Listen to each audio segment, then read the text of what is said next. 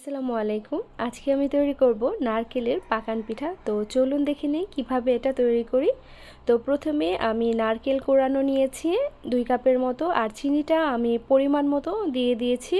এখন নারকেল আর চিনিটাকে আমি ভালোভাবে মিশিয়ে নিচ্ছি। এখানে যে যেরকম মিষ্টি খেতে পছন্দ করেন চিনির পরিমাণটা সেভাবে দিয়ে নিতে হবে। এখানে আমি ময়দা, নর্মাল পানি, লবণ আর সামান্য তেল দিয়ে একটা ডো তৈরি করে নিয়েছিলাম, যেমন আমরা পরোটা বানাই সেরকম একটা ডো। আর সেখান থেকে আমি অল্প একটু ডো নিয়ে বড় একটা রুটি বানিয়ে নিচ্ছি। আর এখানে যে নারকেল আর চিনির যে মিশ্রণটা ছিল সেটা আমি একটা সাইডে দিয়ে আমি এটাকে এভাবে করে ভাঁজ করে নিচ্ছি। এটা আসলে দেখে বুঝে নিতে হবে।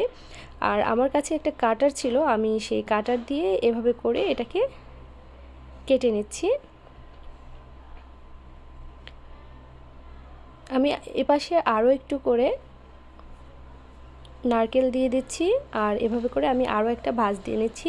এভাবে করে একটা রুটি দিয়ে অনেকগুলো পিঠা বানানো যায়, 3টা পিঠাও বানানো যায়, আবার একটা পিঠাও বানানো যায় এভাবে করে। তো আমি এটা দিয়ে আবার এটাকে কেটে নিচ্ছি কাটারটা দিয়ে। আপনারা চাইলে এটা ছুরি দিয়েও কেটে নিতে পারেন। আর এভাবে করে আমি সবগুলো পিঠা বানিয়ে নিয়েছি। আর একটা প্যানে সামান্য তেল দিয়ে আমি পিঠাগুলো ভেজে নিচ্ছি। আমি একদম ডুবো তেলে পিঠাগুলো ভাজছি না, মিডিয়াম আঁচে একটু সময় নিয়ে আমি পিঠাগুলো ভেজে নিচ্ছি। আর দেখতেই পাচ্ছেন পিঠাগুলো কতটা ফুলকো হয়েছে আর অনেক মুচমুচেও হয়েছে। আপনারা চাইলে এটা সপ্তাহখানিকের মতো রেখে খেতে পারবেন। আর দেখতেই পাচ্ছেন এটা কতটা মুচমুচে হয়েছে।